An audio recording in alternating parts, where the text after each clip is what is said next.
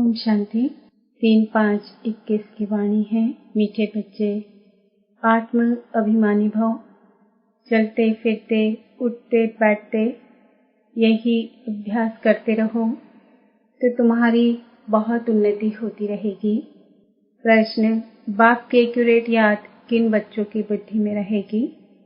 उत्तर, जिन बच्चों ने बाप को एक्यूरेट जाना है।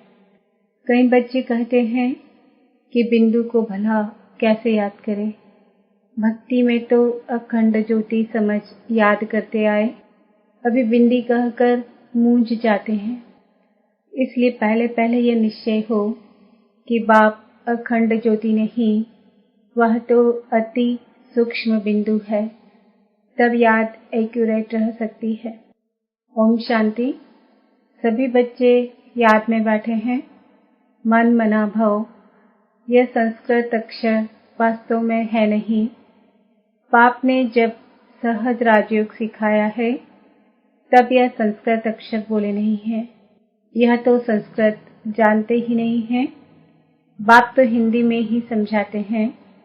भले रथ हिंदी सिंधी तथा इंग्लिश जानने वाला है, परंतु बाप समझाते हिंदी में है। जो जिस धर्म का है उनकी अपनी भाषा है। यहाँ हिंदी भाषा ही चलती है। यह भाषा समझना सहज है और यह स्कूल भी वंडरफुल है। इसमें कोई भी कागज, पेंसिल, पन्ने आदि की दरकार नहीं रहती। यहाँ तो सिर्फ एक अक्षर को याद करना है, अर्थात बाप को याद करो। गॉड को अथवा ईश्वर को अथवा परम पिता परमात्मा को कोई याद ना करे, यह मुश्किल है। याद सभी करते हैं, परंतु उनकी पहचान नहीं है। बाप ही आकर अपनी पहचान देते हैं। शास्त्रों में जो कल्प की आयु इतनी लंबी लिख दी है, वह बाप आकर समझाते हैं। बहुत बड़ी बात भी नहीं है। अन्य बूढ़ी बूढ़ी माताएं क्या समझेंगी? यह तो बहुत ही सहज है। कोई छोटे बच्चे भी समझ सकते हैं। बाबा अक्षर कोई नया नहीं है। शिव के मंदिर में जाते हैं तो बुद्धि में आता है कि यह शिव बाबा है, वह निराकार है। सभी मनुष्य मात्र बाबा कहते हैं। हम सर्व आत्माओं का बाप एक है। सब जीव की आत्माएं जो शरीर में निवास करती है, बाप को याद करती है। सब धर्म वाले जो भी हैं, सब परम पिता परमात्मा को याद जरूर करते हैं। वह है परम धाम में रहने वाला बाप। हम भी वहाँ के रहने वाले हैं। तो अब सिर्फ बाप को याद करना है। चाहते भी हैं हम पावन बने, बुलाते भी हैं, है पतितों को पावन करने वाले, आओ। नई दुनिया पावन थी, अब फिर पुरानी हुई है। इनको कोई नया नहीं कहेंगे। भारतवासी जानते हैं, नए भारत में देवी देवता राज्य करते थे। जब नया भारत था तो उसके आगे क्या था? संगम। इससे भी सहज क्या कहना चाहिए? नए के आगे पुराना था। संगम को मनुष्य इतना सहज समझ नहीं सकते। न्यू वर्ल्ड, ओल्ड वर्ल्ड, इसके बीच को फिर संगम कहते हैं। बाप के लिए ही कहते हैं, है पतित पावन, आओ, आकर हमको पावन बनाओ। हम पतित बन गए हैं।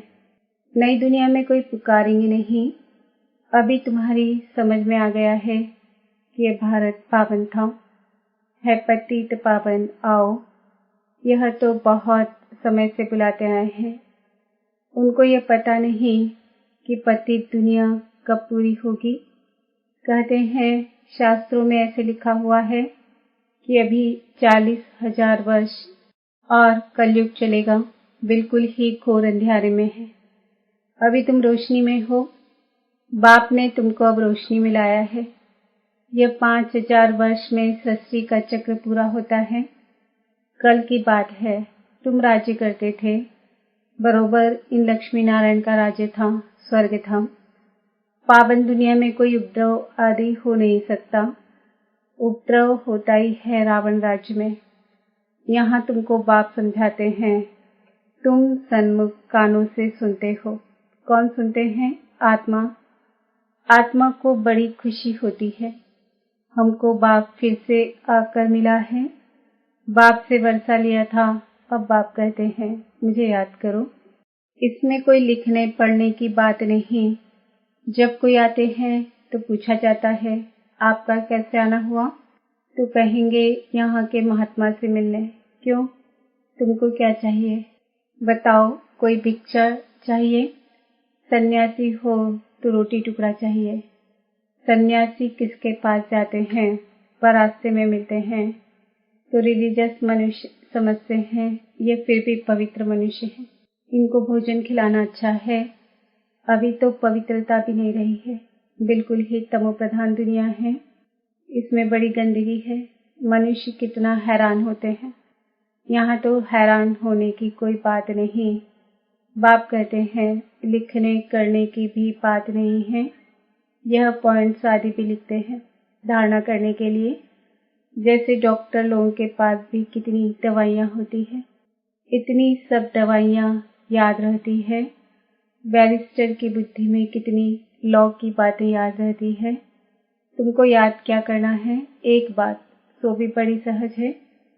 तुम कहते हो एक शिव बाबा को याद करो। वह कहते हैं शिव बाबा कैसे आएंगे, यह भी तुम्हारे सिवाय और किसको पता नहीं है। ईश्वर कहाँ है?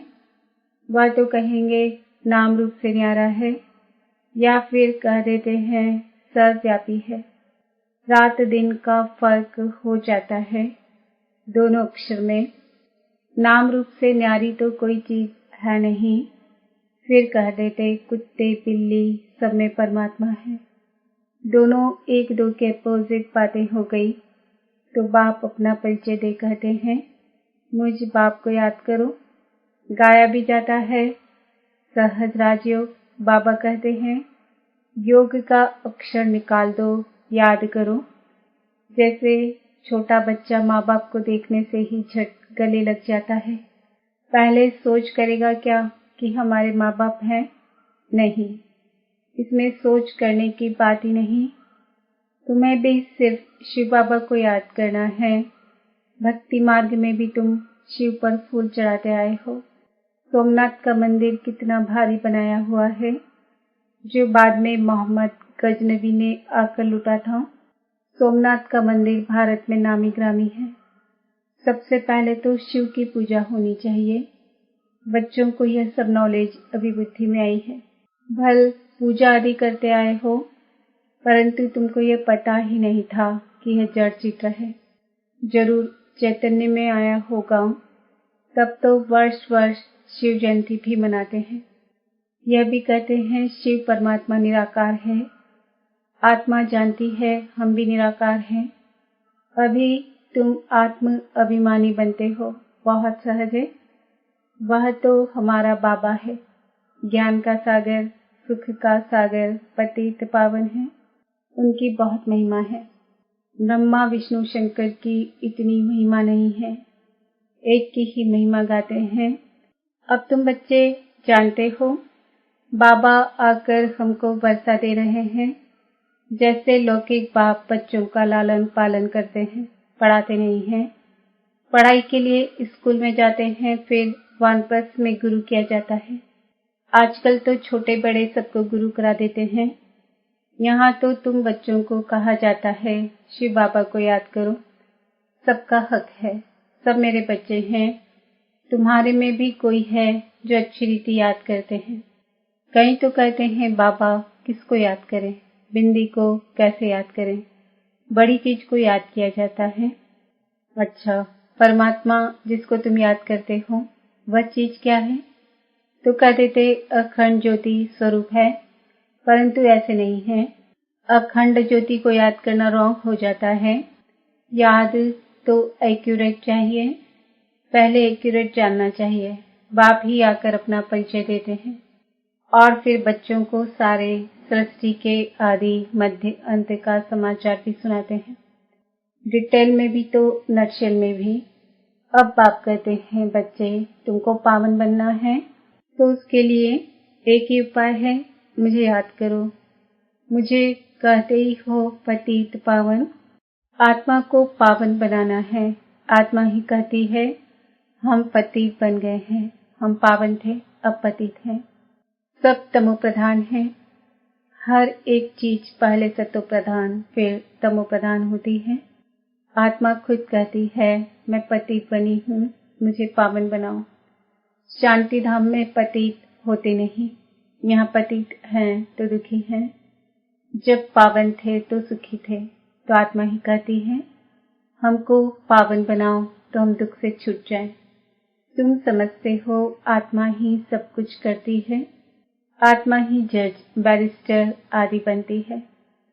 आत्मा ही कहती है मैं राजा हूँ, मैं फलाना हूँ। अभी ये शरीर छोड़ दूसरा लेना है। इसको कहा जाता है आत्म अभिमानी, देह होते आत्माभिमानी। रावण के राज्य में देह अभिमानी होते हैं। आत्माभिमानी अभी ही पाप बनाते हैं। इस समय आत्मा पतित दुखी है तो पुकारती है बाबा आओ। यह भी तुम जानते हो। ड्रामा प्लान अनुसार पतित से पावन, पावन से पतित बनते आए हैं। चक्र फिरता ही रहता है। अभी तुम्हारी बुद्धि में बैठा है हमारे 84 जन्म कैसे हुए हैं। अभी ये बात भूलो मत। स्वदर्शन चक्रधारी हो रहो। उठते बैठते चलते फिरते बुद्धि में हमको सारी नॉलेज है। तुम समझते हो बेहद के बाप से हम बेहद का वर्षा ले रहे हैं। बाप बच्चों को समझाते हैं कि तुमको एक बाप को ही याद करना है। बाप को याद करना रोटी टुकड़ खाना है बस। मीठे मीठे सिकिलते बच्चों को बाप घड़ी घड़ी कहते हैं बच्चे पेट के लिए सिर्फ रोटी टुकड़ खाना है। पेट कोई जास्ती खाता नहीं है। 1 पाव आटे का खाता है। दाल रोटी बस। 10 रुपए में भी मनुष्य पेट भरता है तो 10,000 में भी पेट पालते हैं। गरीब लोग खाते भी क्या हैं, फिर भी हट्टे कट्टे रहते हैं। भिन्न भिन्न चीजें मनुष्य खाते हैं तो और ही बीमार पड़ जाते हैं। डॉक्टर लोग भी कहते हैं एक प्रकार का खाना खाओ तो बीमार नहीं होंगे। तो बाप भी समझाते हैं रोटी टुकड़ खाओ, जो मिले उसमें खुश रहो। दाल रोटी जैसी और कोई चीज होती नहीं। जास्ती लालच भी नहीं रहनी चाहिए। सन्यासी लोग क्या करते हैं, घर बार छोड़ जंगल में चले जाते हैं। तत्व को परमात्मा समझ याद करते हैं। समझते हैं ब्रह्म में लीन हो जाएंगे, परंतु ऐसे तो है नहीं। आत्मा तो अमर है, लीन होने की बात नहीं है। बाकी आत्मा पवित्र अपवित्र बनती है। तुमको कितना अच्छा ज्ञान मिला है, तुम ही प्रारब्ध भोगते हो। फिर यह ज्ञान भूल जाता है, फिर सीढ़ी उतरनी होती है। अब तुम्हारी बुद्धि में सारा ज्ञान बैठा हुआ है। हम 84 जन्म कैसे भोगते हैं, यह पाठ कभी भी कोई का पन नहीं होता है। यह बना बनाया ड्रामा है जो फिरता ही रहता है। यह कह नहीं सकते कि भगवान ने कब कैसे कहाँ बैट बनाया, नहीं, यह तो चला ही आता है। वर्ल्ड की हिस्ट्री ज्योग्राफी रिपीट होती ही रहती है। इन बातों को कोई समझते ही नहीं है। तुम जानते हो हम ड्रामा प्लान अनुसार आए हैं, अब फिर से ड्रामा अनुसार राज्य ले रहे हैं। यह बातें और कोई समझ नहीं सकते। पूछा जाता है ड्रामा सर्वशक्तिवान है व ईश्वर, तो कहते हैं ईश्वर सर्वशक्तिवान है। समझते हैं वह सब कुछ कर सकते हैं। बाप कहते हैं मैं भी ड्रामा के बंधन में बांधा हुआ हूँ। पतितों को पावन बनाने मुझे आना पड़ता है। तुम सत्युग में सुखी बन जाते हो, मैं भी जाकर विश्रामी होता हूँ परम धाम में। फिर कुल्हे चढ़ जाते हो, तुम्हारे शेर पर सवारी है। तुम जानते हो सेकंड बाय सेकंड जो भी मिल, तुम जानते हो सेकंड बाय सेकंड जो भी चलता है वह ड्रामा की नून है। तुम बच्चों को कितनी अच्छी नॉलेज है। अब सिर्फ पाप और वर्षे को याद करो बस। कागज पेंसिल आदि की कोई दरकार नहीं है। ब्रह्मा बाबा भी पढ़ते हैं, यह तो कुछ रखते ही नहीं है। सिर्फ बाप को याद करना है तो वर्षा मिलेगा। कितना सहज है। याद से तुम एवर हेल्दी बनेंगे। यह है धारणा की बात। लिखने से क्या फायदा होगा? यह तो सब विनाश हो जाएगा। परंतु कोई याद रखने के लिए लिखते हैं। जैसे कोई बात याद करनी होती है तो गांठ बांध देते हैं। तुम भी गांठ बांध लो। शिव बाबा और वर्षे को याद करना है। यह तो बहुत सहज है। योग अर्थात याद। कहते हैं बाबा याद नहीं ठहरती। योग में कैसे बैठे? अरे लौकिक बाप की याद उठते बैठते चलते फिरते रहती है। तुम भी सिर्फ याद करो, बस बेड़ा पार है। अच्छा। मीठे मीठे सिकिल्ले बच्चों प्रति माता पिता बाप दादा का याद प्यार और गुड मॉर्निंग। रूहानी बाप की रूहानी बच्चों को नमस्ते। हम रूहानी बच्चों की रूहानी बाप दादा को याद प्यार गुड मॉर्निंग नमस्ते ओम शांति। धारणा के लिए मुख्य सार। स्वदर्शन चक्रधारी बन 84 का चक्र बुद्धि में फिराते रहना है। बेहद बाप को याद कर बेहद का वर्षा लेना है। पावन बनना है। किसी भी चीज की लालच नहीं करनी है। जो मिले उसमें खुश रहना है। रोटी टुकड़ खाना है। बाप की याद में रहना है। वरदान। बुद्धि रूपी पांव मर्यादा की लकीर के अंदर रखने वाले सर्व प्राप्ति संपन्न शक्तिशाली भव। जो बच्चे बुद्धि रूपी पांव जरा भी मर्यादा की लकीर से बाहर नहीं निकालते, वे लक्की और लवली बन जाते हैं। उन्हें कभी कोई भी विघ्न अथवा तूफान परेशानी उदासी आ नहीं सकती। यदि आती है तो समझना चाहिए कि जरूर बुद्धि रूपी पांव मर्यादा की लकीर से बाहर निकाला है। लकीर से बाहर निकलना अर्थात फकीर बनना। इसलिए कभी फकीर अर्थात मांगने वाले नहीं, सर्व प्राप्ति संपन्न शक्तिशाली बनो। स्लोगन। जो सदा न्यारे और बाप के प्यारे हैं वह सेफ रहते हैं। आज का समांग है मैं आत्मा सर्व प्राप्ति संपन्न शक्तिशाली आत्मा हूँ। ओम शांति।